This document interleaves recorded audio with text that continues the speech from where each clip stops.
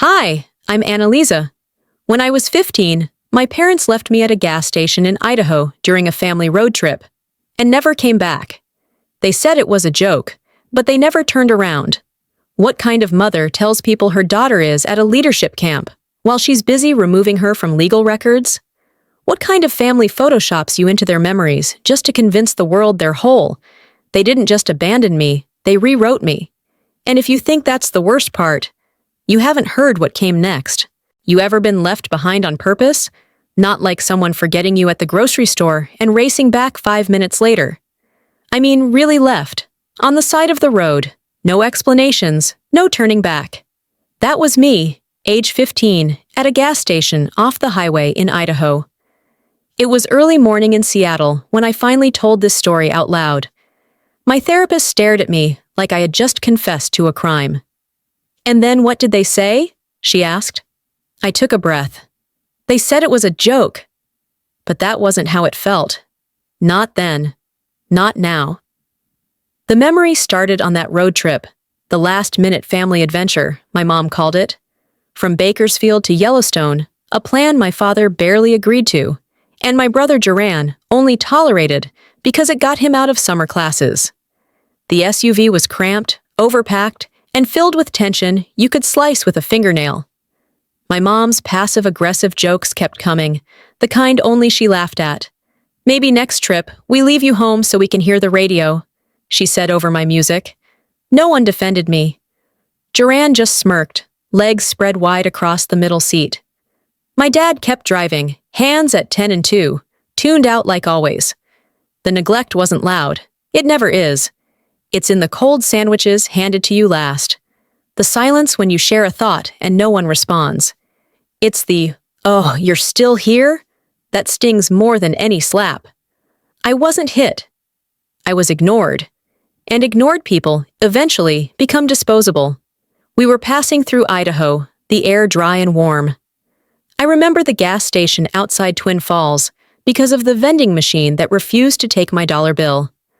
Mom had told me to hurry up, like she always did, so I jogged to the restroom while they pumped gas.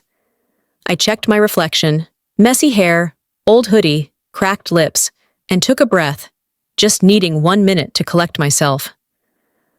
When I stepped back out, the SUV was gone. I stood there, blinking like an idiot in the sun, assuming it was a joke. 5 minutes. 10.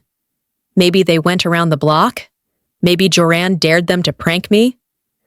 I paced, checked the road, peeked behind the building. Nothing. My phone was at 9%. I tapped the screen, heart racing. I texted Mom. "Where are you? I'm at the station." No response. So I called. It rang. Then voicemail. I texted again, trying to sound chill. "Guys, did I miss something?" Finally, her reply lit up my screen. "Relax. It's just a joke." I stared at that emoji, laughed out loud, maybe just to hear myself. 10 more minutes passed. 20, a full 30. No car, no messages. Just that damn laughing face staring at me from the screen. I stopped pacing and leaned against the vending machine. The hum filled my ears. A semi-truck roared by on the highway, rattling the concrete. My phone died. Just like that. Gone. I didn't even have a charger. I hadn't brought anything with me but the granola bar in my hoodie and a $20 bill from Odessa. The only teacher who ever really noticed me. I tried not to cry. 15-year-old girls learn fast that tears don't get you anywhere. I stood there, still, like if I moved, the SUV might magically appear. Doors flung open, everyone laughing. "We got you good!" But deep down, I knew.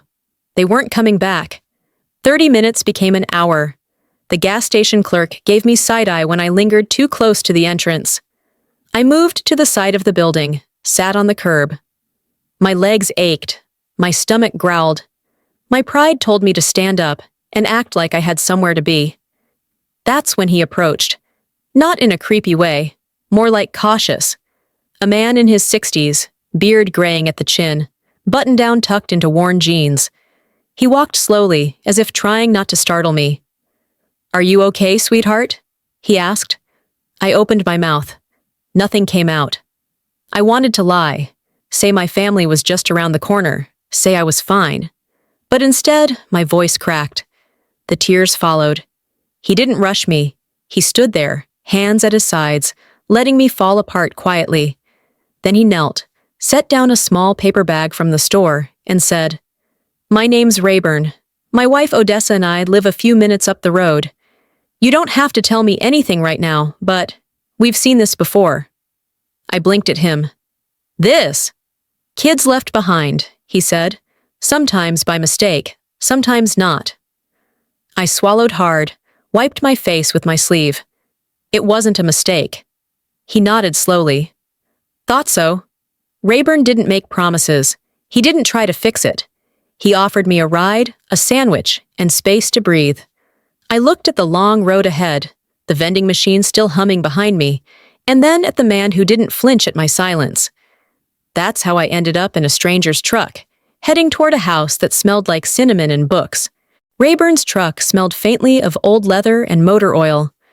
The seat creaked when I shifted, but he didn't talk much, just let the silence sit between us like a soft cushion. That was something I wasn't used to, silence that didn't scream judgment. The road wound through quiet residential streets, and the houses here didn't look like the ones back home. They were older, modest, honest, no fake shutters or forced symmetry, just lived-in space with stories buried under decades of paint. We pulled into the driveway of a small beige house with blue trim and wine chimes hanging from the porch. I could smell cinnamon before we even got out of the truck. It hit me like warmth on a cold day, uninvited, but not unwelcome. Odessa met us at the door. She was shorter than I expected, gray hair pulled into a bun, apron still dusted with flour. She didn't ask questions. She just smiled like she already knew the answers. "Guest rooms down the hall, bathrooms to the left," she said softly. "I'll make you a plate if you're hungry." I wasn't sure if I could eat, but I nodded anyway. My body was still running on survival mode, saying yes to things just to stay upright. Their kitchen was warm, not just from the oven, but from the way they moved around each other. Rayburn hung his keys on a hook shaped like a fish. Odessa checked the bread in the oven, and neither asked me for anything. The fireplace crackled in the living room, and mismatched chairs circled a small dining table. It looked nothing like the house I grew up in. It looked real. After eating half a sandwich and sipping warm cider, I borrowed their landline. My fingers hesitated over the buttons before dialing. I still wanted to believe they'd apologize, or at least act concerned. The call rang, once, twice. "Hello?" Maura's voice, cold, clipped. "Mom," I said, then immediately hated how small my voice sounded. There was a pause. "Where are you?" "At a house. Someone found me. You left me." "Oh, for God's sake," she snapped. "You didn't get left. You wandered off. We waited for 20 minutes. "That's not true." She cut me off. "Listen, we've already informed the sheriff's office. You ran away. And your file is clear. You've had emotional instability for a while now. Dissociation. You know this." My throat closed. "What file?" "We've had notes filed with the school counselor months ago," she said, as if reading from a script. "You've had patterns. This isn't new." I hung up. The air in the kitchen was thick when I walked back in. Odessa handed me a folded towel, as if she sensed something broke. "She say what you needed to hear?" she asked. "No," I said, "but I heard enough." That night, while Odessa folded laundry on the couch and Rayburn flipped through a newspaper, I sat quietly near the fireplace. Odessa handed me a tablet. "Thought you might want to check in with anyone," she said gently. Curious, I opened Facebook. There it was. A post from my mother, dated just 2 days ago. A photo of our family, one of those overly posed shots from last year's Christmas card. The caption read, "Our little girl is off to a leadership boot camp for the summer. So proud of her journey to independence." 320 likes. Comments from church friends, co-workers, distant cousins. "You raised her so well." "How brave of her, so mature." I stared at the screen like it had slapped me. They hadn't just forgotten me. They'd rewritten me. Like I was a character in their show, trimmed for audience appeal. Odessa must have seen my face. She didn't ask. She just turned the tablet off and set it aside. I looked up at her. They weren't hiding what they did. They were performing. She nodded. Sweetheart, people like that aren't scared of the truth. They're scared someone might believe yours. The rest of the evening passed in a slow, surreal blur. I didn't say much. I didn't need to. Something inside me had shifted. I made a decision that night. No more calls. No more chasing a door that only ever slammed shut. If they were building a fantasy, I wouldn't be a prop in it. I'd build something else. Something mine. When someone tells the world who you are, but it's not true, you either shrink or stand up. I wrote in my notebook. I chose to stand. Later, Odessa knocked gently on the frame of the hallway. We made space in the guest room, just in case you want to stay a little longer. I stood, body sore and mind racing, and followed her to the door at the end of the hall. It opened into a small room, walls painted soft yellow, quilt on the bed neatly folded. The air smelled faintly of old pages and lavender. On the nightstand sat a leather-bound notebook and a silver keychain. I stepped closer. The keychain was etched with a single sentence. You are not disposable. My fingers brushed over it. I didn't know it yet, but that house wasn't just a shelter. It was the beginning of something. Sometimes memory softens the sharpest edges. Sometimes it doesn't. For a long while, I let myself believe it had all been a mistake. That maybe, just maybe, they'd panicked after I wandered off. That they hadn't meant to leave me, only to teach me a lesson. That my mother's coldness was fear disguised as strength, and Duran's silence was just the awkwardness of a teenage boy. I told myself stories because the truth was too heavy to carry for too long. But 1 year later, at 16, I packed a small suitcase and boarded a Greyhound bus from Twin Falls to Bakersfield. Odessa had saved up for the fare, tucking cash into an envelope without asking too many questions. If you're gonna knock on a door that hurt you once, she said, make sure you know what you're trying to find on the other side. The ride was long, dusty, and restless. My heart stayed loud in my chest the entire time. I stared out the window, trying not to imagine my mother's arms open wide or my brother cracking a grin. Still, part of me hoped they'd see me and say, "We made a mistake. Come home." I arrived late afternoon. The sun was low, casting a golden haze on familiar sidewalks. Their house looked smaller than I remembered. I stood on the porch longer than necessary, hand hovering over the doorbell like it might bite. When the door creaked open, Maura stood there in a sharp navy blouse, arms crossed tight over her chest. Her eyes skimmed my face without expression. "We thought you were gone for good," she said flatly. I swallowed. I didn't leave. You left me," she huffed. "Don't be dramatic. You're the one who kept walking away from us." Behind her, Weldon appeared in the hallway, silent as a ghost. His eyes met mine, but didn't stay. And then Duran walked past, earbuds in, not even turning to look. Like I was a solicitor, not a sister. Nobody invited me in. The suitcase handle dug into my palm. I stood there for another minute, waiting for the silence to shift into something else. An apology, an awkward joke, anything. But Maura just tightened her jaw and asked, "Do you need something, Annalisa?" That name felt foreign in her mouth, like a formality, not a bond. "No," I said, "not anymore." She shut the door gently. That, somehow, was worse than a slam. Back at the bus station, I sat on the same cracked plastic bench I'd waited on at 15. Only this time, I didn't cry. I didn't tremble. I just stared at the floor and tried to understand how people could pretend a person didn't matter. How they could convince themselves that blood gave them permission to erase history. The next day, back in Idaho, Odessa made coffee while I stared out her kitchen window. "You went?" she asked softly. "Yeah." She waited. "They didn't even blink," I said. She nodded. "They were never gonna open that door, honey. Not unless they needed something. I exhaled slowly, unsure whether I felt more tired or more awake. That night, while folding laundry, Odessa told me something she'd overheard during a call with one of her distant cousins. The cousin worked in real estate and had spoken to Maura in passing months ago. She said you stole money from Duran once, that you lied about it. Said that's why they stopped trying. My hand froze mid-fold. I looked at her.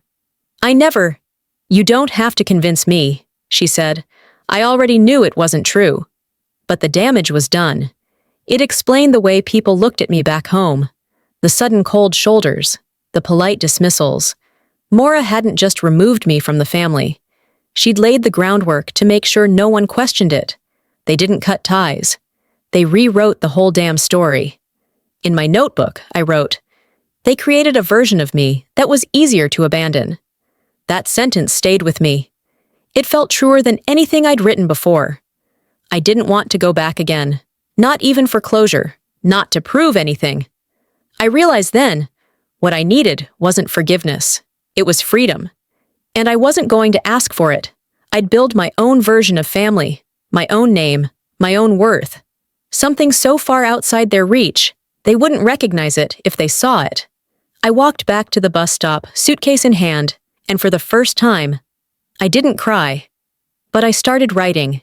Living with Odessa and Rayburn wasn't what most people would call normal, but it was the closest I'd come to peace. Their home was small, their habits quiet, their love unspoken but present in every gesture. Mornings started with coffee on the porch. Evenings ended with dishes washed in silence, not because no one had anything to say, but because no one needed to explain themselves. It was safe here, even if it wasn't mine. By then, I had enrolled in the local high school. They didn't ask too many questions, and I didn't offer more than was necessary. I kept my head down, grades up. In the afternoons, I worked at a diner just outside town, tucked between a laundromat and a pawn shop. I didn't have a uniform. They told me to wear black and gave me a pair of gloves. I wasn't allowed on the floor. They kept me in the back, washing dishes until my fingers shriveled and my shoulders ached. One of the servers, Kelsey, tossed a tray in the bin near me one day and said, "You don't talk much. Thought you might be one of those runaways?" I didn't flinch. "You don't have to look broken to be broke," I answered. She raised an eyebrow. "Okay, Gandhi," and walked away. The manager once left me a $5 bill taped to the glove box. "Just in case you need a hot meal," he wrote. The charity stung worse than the work. I peeled it off and tucked it into the jar I kept under the sink at Odessa's. Every penny I made went there. I wasn't saving for clothes or phones. I was saving for the right to leave. Odessa never pried, but she noticed the holes in my shoes. One evening, I came home to find my sneakers mended with matching patches. Subtle, neat. She didn't say a word, just nodded when I glanced at her feet and back at mine. That was the thing about Odessa. Her love was quiet, but it never asked for permission. A month later, the school announced a statewide academic scholarship. The winner would receive full tuition at a university partnered with the district. It was a long shot, but the prize was enough to get me out of Idaho. Away from hand-me-downs, away from questions I didn't want to answer. I signed up. I didn't have proper ID. My birth certificate was still somewhere in a drawer back in Bakersfield, but the application didn't require it up front, just a transcript and a verified address, which Odessa's home could provide. I submitted my name and held my breath. The exam was held at the district's Central High School on a cloudy Friday morning. I wore my best second-hand sweater and those patched-up shoes. My pen leaked halfway through, staining my fingers. A teacher handing out the tests whispered to another as I walked in, not knowing I could hear. "She's the one staying with that retired couple, right? She won't make it past Section 2. They weren't cruel, just careless. I sat anyway. And I stayed. I wasn't competing for a future. I was defending my right to one. The test was long. I worked steadily, answering what I could, guessing when I had to. My palms were sweaty by the end, my back stiff. But I finished. I stood up, walked to the proctor, and handed over my packet without trembling. Outside, other students were being embraced by their parents. I heard laughter, car doors slamming, plans for celebratory dinners.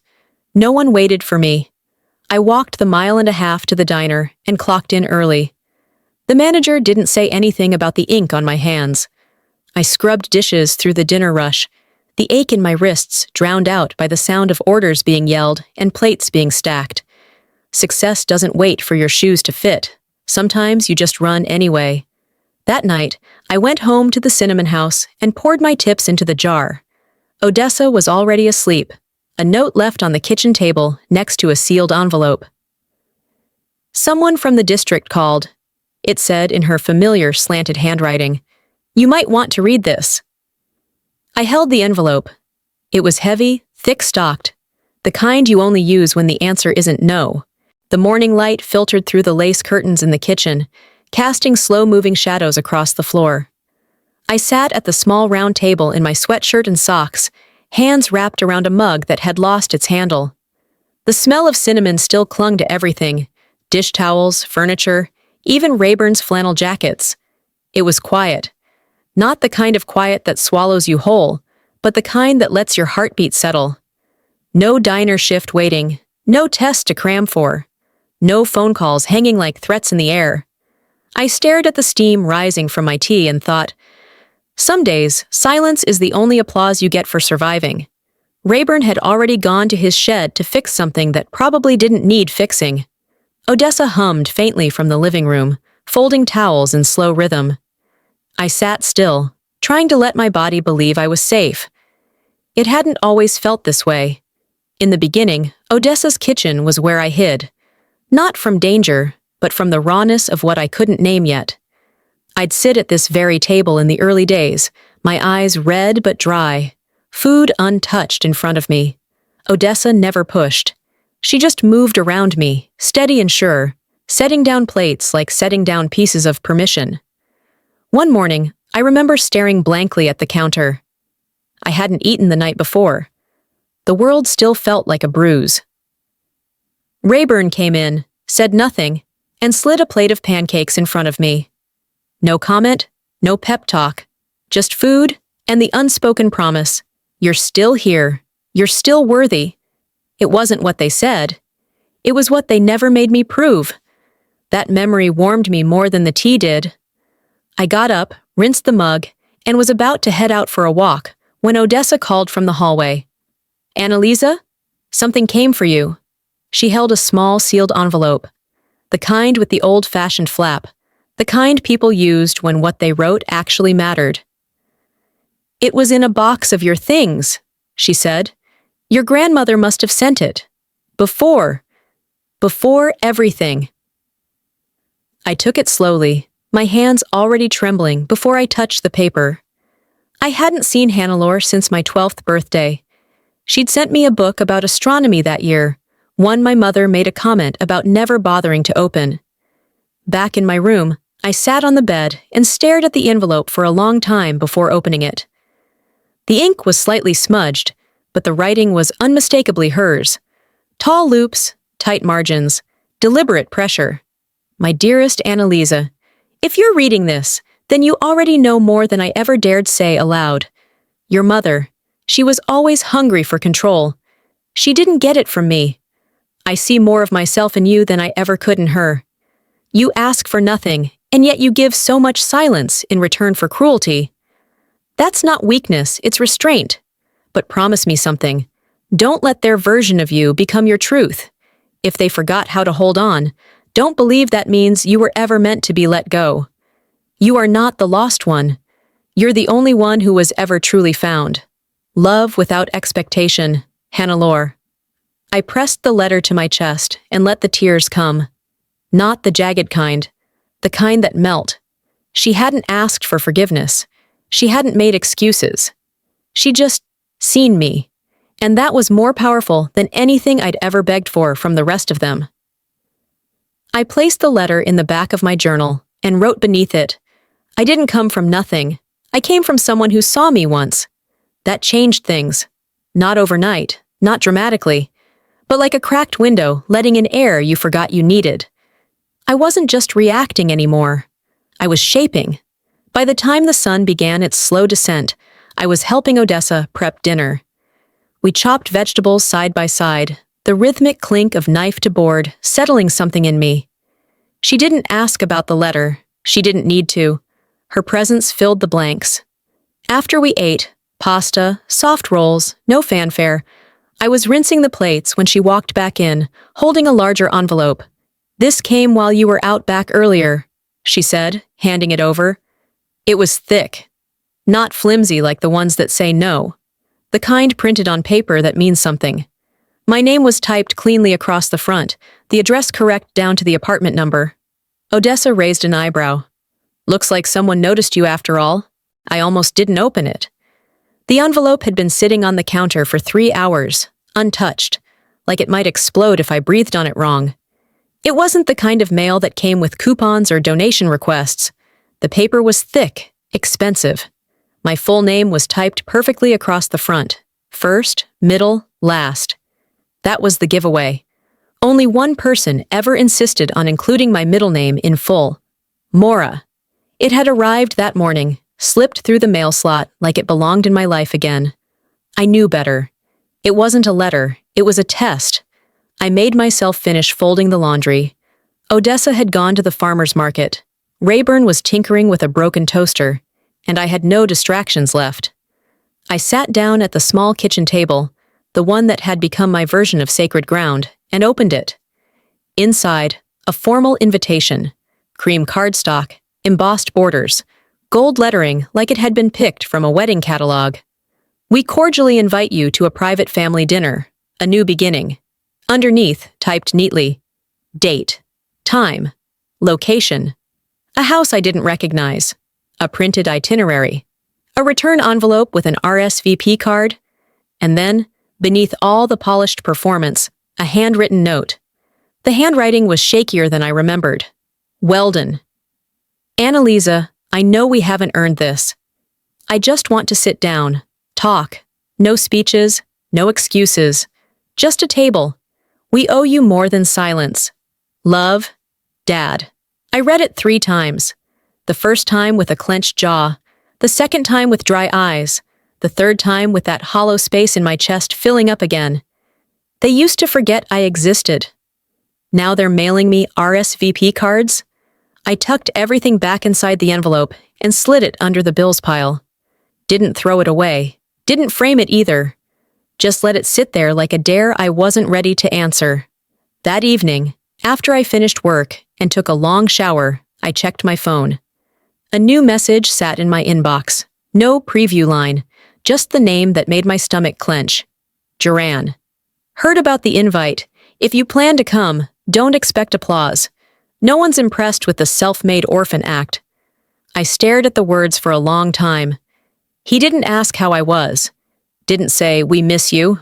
Just straight to the punch. And he'd always been good at those. Punches that didn't leave bruises, just shame. I didn't respond.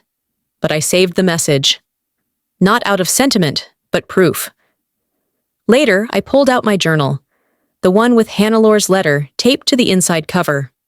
I flipped past old entries until I reached a blank page and wrote, "Closure is a word for people who need doors." I already walked out. What they're offering is a window, one that locks from their side. The next morning, I called Odessa, who was staying with her sister for a few days. "They invited me to something," I told her. There was a pause. "Do you want to go?" "No." "Do you need to?" I thought about it. "I don't know." "Well," she said gently, "just remember, a meal can feel like forgiveness. But sometimes it's just bait." I smiled. "You always say the right thing." "I've just lived longer, made enough mistakes for the both of us." We hung up and I spent the afternoon at the library, reading quietly by a window. My phone stayed on silent. I let myself forget the envelope, just for a while. That evening, I walked past the bookstore on my block. It was late, just past dusk, the lights still on inside, casting a warm glow onto the sidewalk. In the window, among new releases and cookbooks, one title stopped me in my tracks. Returning doesn't always mean going back. I don't know why that phrase hit as hard as it did, but I stepped inside. I arrived 5 minutes early. That alone should have warned me something was off. The restaurant was one of those upscale family-owned places. Warm lighting, antique silverware, personalized menus. It even had a sign on the table. Reserved for family. A detail I'm sure Maura enjoyed requesting. Weldon stood when he saw me. "You look well," he said, voice light, hesitant. I nodded. "Thanks." Maura appeared seconds later, arms open in a rehearsed display. "There she is," she said with a smile that had more performance than affection. "We're so glad you came." Duran was already seated, scrolling his phone. He looked up, gave a short nod, and went back to ignoring me. The table was set like a gala. Folded napkins, engraved name cards, even a small printed itinerary beside each plate. Family dinner, reconciliation, and renewal. It read like the title of a documentary nobody asked to be in. I sat quietly, aware of the camera mounted in the corner of the room. It was subtle, tucked between a decorative ivy garland and the shelf of faux cookbooks, but it blinked red. Recording. Maura saw me notice. "Oh, that's just for documentation," she said with a soft laugh. "We're putting together a family archive." "Right." Before the waiter could pour water, Maura pulled out a photo book, thick leather binding, the kind that costs more than most people's groceries for a week. "I've been working on this," she said, sliding it toward me. "Memories matter." I opened it, slowly. Each page was curated like a magazine spread. Holidays, birthdays, casual weekends that looked like they'd been styled by a PR team. In every single one, there I was. Smiling, standing next to them, included. Except I hadn't been there. Not a single one of those moments had involved me. They'd digitally added me into the photos, carefully, convincingly. I looked perfect. "We wanted to remember you this way," Maura said. I didn't answer. I didn't need to. The appetizer course arrived. Maura chatted about renovations to the house. Weldon complimented the salmon. Duran ordered bourbon and didn't offer a cheers. Then came dessert. Weldon cleared his throat. "Before we wrap up tonight," he said, reaching into a briefcase, an actual briefcase, "there's just one little formality." He slid a folder across the table. Maura smiled, nodding toward it like it was a birthday card. "It's just a symbolic gesture," she said gently. "A family unity document, to show the world we're whole again." I opened the folder. It was a legal document, a release. If signed, it would forfeit any financial or legal claim I had to the family trust or properties, including anything that may have once been in my name. The paper was heavy, so was the implication. "You're live streaming this?" I asked, eyes flicking back to the blinking red light. "It's more of a keepsake," Maura replied. A notification pinged on her phone. I saw it light up with clapping emojis. They didn't want me back. They wanted my silence, signed, sealed, and streamed. The morning after the dinner, I woke up with a metallic taste in my mouth, like shame had coated my tongue while I slept. I moved through the apartment like a ghost, barely noticing the clock, barely hearing the street noise filtering through the thin windows. My hands moved without thinking, boiling water, pouring coffee, staring into nothing. I hadn't spoken a word since I left the restaurant. I sat at my desk and opened my laptop. The screen glowed too bright. I blinked slowly, then reached for the small fireproof box in my closet. It had sat untouched for years. Inside were a few documents, an old thumb drive, and a note from Odessa that said, "You don't need to use this, but if one day you stop crying and start speaking, do it." I plugged in the flash drive. The file was labeled, Voicemail Hannelore, 2017. The audio was grainy but clear. My grandmother's voice was calm, weary. Maura's voice came through with a sharpness that still cut deep, even after all this time.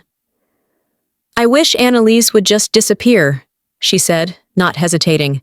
"She's always been off. Roman was supposed to be our one. She was extra." The timestamp?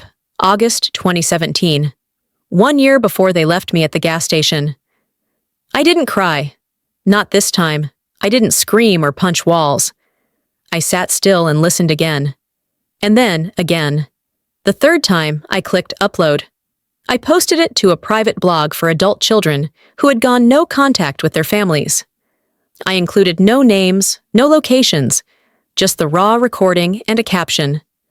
Sometimes the clearest truth comes from voices that thought no one was listening. It spread faster than I expected. Within hours, someone on TikTok picked it up. A therapist who talked about generational trauma. She stitched her reaction to the audio clip, and within the day, it had over 800,000 views. The comments were relentless. "That tone, God, it's textbook." This broke me, and it freed me. I've never heard someone describe my mother until now.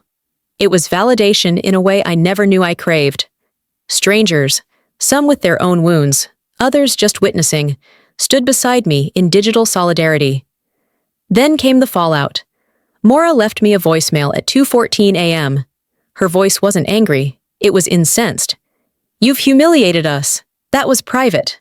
Do you think this makes you righteous? You think you've won?" She didn't mention my name once. Weldon texted me later that morning. "I didn't know she said that. I'm sorry." I stared at it for a long time, then deleted it without replying. Joran said nothing. No call, no message, no surprise. At work that afternoon, I moved through my shift like a breeze, calm and deliberate. The diner was slow. Customers murmured between bites. Then, during cleanup, Kelsey approached me by the sink. "I saw that video," she said, not unkindly. I didn't look up. A lot of people did. "It was brave." I nodded, wringing out a towel. "Truth isn't revenge. It's release." She didn't ask more. That evening, I went home, made myself a grilled cheese sandwich, and watched the view count tick past 1 million. I didn't feel triumphant. I didn't feel vindicated. I felt visible. For the first time in years, I wasn't erased. As I washed the dishes, my phone buzzed. An email notification lit up the screen. Subject: Interview request. New York Times, City. We are working on a feature series on adult survivors of family estrangement. We would be honored to speak with you if you're open to sharing more. I stared at it, breathed in, clicked open. 10 days after the video went viral, Seattle felt different. Not in the weather or the streets, but in me. I moved through the city like someone who had finally stepped out of shadow. My feet felt firmer. My voice, when I spoke, didn't shake. But peace? Peace wasn't here yet. What came after the truth was always heavier than the truth itself. The blogs had already dissected every second of the audio. Dozens of podcasts picked it up. And then came the one that made me sit down and listen all the way through. A parenting influencer. Someone who had once quoted my mother's blog on gentle parenting. Her voice was calm, but cracked in the middle. "This isn't just one mother's mistake," she said. "It's a blueprint for emotional manipulation dressed as good parenting. Neglect isn't always loud. It often hides behind Pinterest boards and holiday cards." I closed the tab slowly, staring at my blank reflection in the screen. Maura's face, once carefully curated, was now attached to hashtags she couldn't delete fast enough. Mom myth. Survivor daughter. Behind the smiles. Then someone unearthed an old podcast episode. 2 years before the video, Maura had said in a polished, bright voice, "I believe in giving children independence. My daughter's off at a leadership program. She's thriving, resilient, just like her mother." Side-by-side clips flooded TikTok. The podcast against the private recording. The polished lie against the raw truth. Joran's LinkedIn vanished. Weldon said nothing, but it was Maura who tried to retake the narrative. And failed. I hadn't said a word since the upload. I hadn't needed to. The internet had done what I couldn't. It forced people to hear what I'd been whispering for years. Then, late one night, I got a message. A woman claiming to be a court clerk's sister sent me a voicemail file. "Thought you should hear this," she wrote. I pressed play. Maura's voice again, calm and disturbingly formal. "If she calls again, just take her in. We were told she may be borderline unstable. Safer that way, for all of us." Not wanted. Inconvenient. That was worse. I saved the file, but didn't listen again. Once was enough. The next day, I turned down an offer to speak on a panel about trauma visibility. Then I said maybe. Then I said yes. I still hadn't told anyone outside of Odessa. She sent me flowers with a note tucked between the stems. "You didn't break the family. You just stopped being the one holding it together." I smiled. Wrote her back. "I don't want revenge. I want air." I walked downtown that afternoon, letting my body feel the rhythm of sidewalks, letting my breath settle. I passed a coffee shop, a book fair, a group of college kids arguing over who forgot the picnic blanket. Life continued, untouched by my storm. And yet, somehow, I felt part of it again. Back at my apartment, the inbox chimed. Subject: from Bakersfield.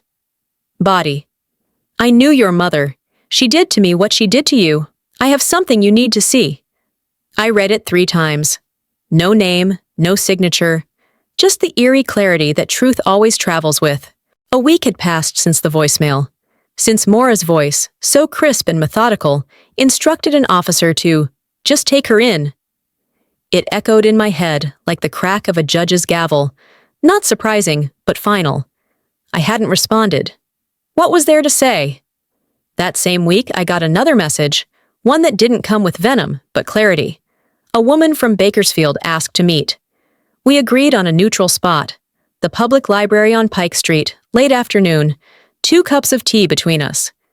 She was in her 60s, with sharp cheekbones, and the kind of calm that comes from surviving things no one talks about. "I worked at the title office for 28 years, she said, opening a manila folder. "I don't anymore, but I saw something a few years ago that didn't sit right with me. Your name, Annalise M. Fletcher, was removed from a property deed. It was done quietly, legally, but barely." She slid the document across the table. "This is a copy of the transaction. It was flagged because of the notarized signature." I leaned in. My name was scrawled across the bottom in ink. My handwriting, only it wasn't mine. "That's not me," I said without hesitation. "I didn't think so." The form had been filed 3 years ago, just a month after I was left behind in Idaho. Maura and Joran were listed as the petitioners. The reason given? Correction of records. Correction. What a beautiful word to hide a crime. "They didn't just forget me," I whispered. "They erased me, on paper." I held the copy in my hand. It felt heavier than it should. Heavier than memory. Heavier than silence. The woman paused. "You may have a fraud case. I'm not a lawyer, but I can connect you to someone who is." That night, I sat on the floor of my apartment, files spread out like puzzle pieces. I called Evan, a civil attorney who happened to be Odessa's son. Within a day, he agreed to take it on. "These things are hard to fight," he said, "but forgery is forgery." He looked over the signature again. "They wanted to delete you so no one could see what they did." I nodded. "Let's make it visible." The next morning, I logged onto the state's digital records portal. I requested my school transcripts. Then I tried the DMV. The results were strange. My transcript was labeled withdrawn, no contact, no grades, no disciplinary notes. It was as if I'd never finished a day of school. At the DMV, my name pulled up a red flag. Identity status, non-verifiable. Even systems that never met me had been told not to see me. I sat back and stared at the screen. My breath didn't come in gasps. It came in a kind of hollow rhythm, like wind passing through a locked house. It's one thing to be forgotten. It's another to be undone. I called Evan again. We'll file a motion to investigate the real estate documents first, he said. Then we'll go after the identity records, one thread at a time. I thanked him. Then I opened my journal and wrote, When I left home, I thought I lost my name. Turns out they tried to steal it. And now, I want it back. Seattle was quiet in a way that gave you space to breathe. The kind of quiet that wrapped around your thoughts like a coat you hadn't realized you were missing. 2 weeks had passed since we filed the legal motion. My name was finally back in the records, in the property deed, in the databanks that once listed me as non-verifiable. I was, in every sense, real again.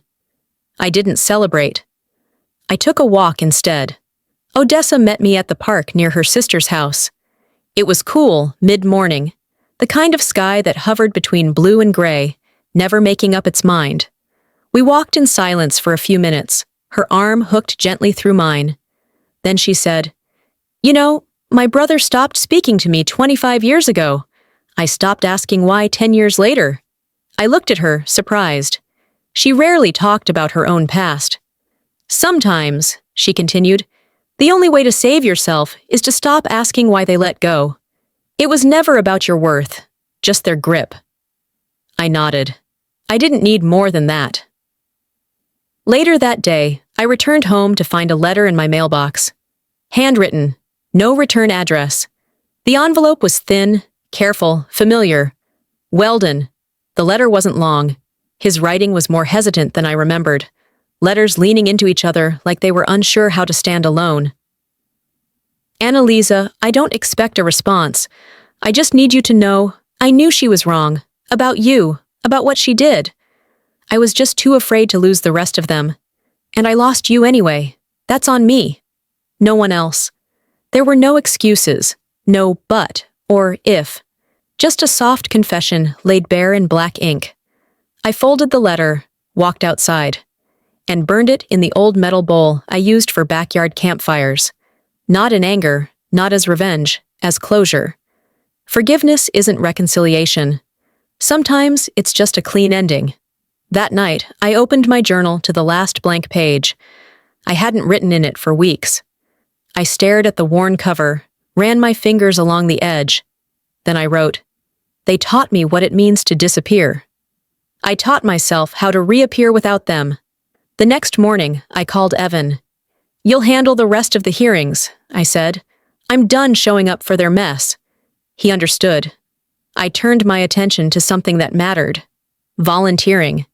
There was a women's shelter just outside the city, small but steady, mostly run by people who had lived the stories they now helped others survive. I spent hours cleaning bunk rooms, folding donation clothes, tutoring teens in GED prep. It was quiet work, honest work. One girl, barely 17, asked me, Do you ever miss your family? I paused, thought about holiday dinners that never came, birthdays I stopped counting, rooms full of people who never really saw me. I miss the idea of them, I said, but I don't miss pretending I was ever in it. She nodded, like she understood too well. There was no dramatic moment, no final showdown, just a steady shift inside me, a knowing. I wasn't broken, I wasn't bitter, I was done. The past didn't call me back, but the future sent a message, and I was finally ready to listen. 3 months after the last hearing, I stood in front of the Seattle courthouse, not as a plaintiff, not as a victim, but as a woman who had decided her name meant something after all. The court settlement had come through. My name was reinstated in the public records, my rights restored on paper. The deed was nullified, and the forged signature declared invalid. But I didn't claim the house. I didn't touch the trust. I walked away with nothing but my dignity and a check for legal damages, and that was more than I'd ever expected to see from them. I didn't want their house, I told Evan over coffee. I wanted to build something they could never destroy. And so I did. I used the legal settlement, along with the anonymous donations that had poured in from strangers, moved by my story, to start a foundation. We called it the Resurface Foundation. Its mission was simple, to provide transitional housing and legal advocacy for teenagers aged 13 to 18 who'd been abandoned or removed from their families without support. Not shelters, homes, not handouts, dignity. At the launch press conference, I stood behind a simple podium in a borrowed blazer and jeans. The reporters expected fire. What they got was calm. "This isn't about revenge," I said. "It's about remembering the forgotten. It's about building a world where no one has to beg to be seen." The next day, Weldon tried to call. I blocked the number. Joran's employer issued a quiet statement distancing themselves from the recent publicity. Maura's podcast disappeared from every platform overnight. Her curated Instagram went dark. And I didn't feel triumphant. Just done. A journalist reached out to her for a feature about my story. She agreed to the interview, of course. "She turned the world against us," Maura said during filming. The journalist paused. "Or maybe she let the world see you clearly for the first time." I didn't watch the interview. I was at the shelter that afternoon, helping a girl named Yvette submit her scholarship essay. She was 17, sharp as a tack, and determined not to let anyone else tell her who she was. She looked at me across the desk. "You ever go back?"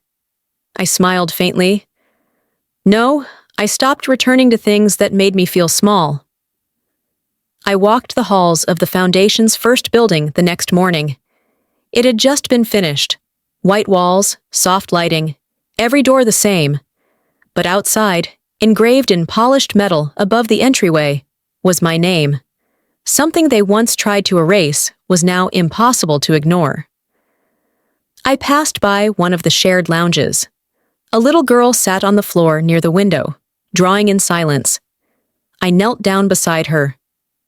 "Morning," I said gently. "What are you working on?" She held up a crayon sketch of a house with a rainbow roof and stick figures holding hands. "Do you think I'll get to see my mom again?" she asked, eyes wide and searching. I paused. "You might," I said honestly, "but whether you do or don't, she'll never define what comes next." She nodded, turning back to her drawing. I stood up and walked away without looking back. Because the only thing stronger than being remembered is remembering who you are.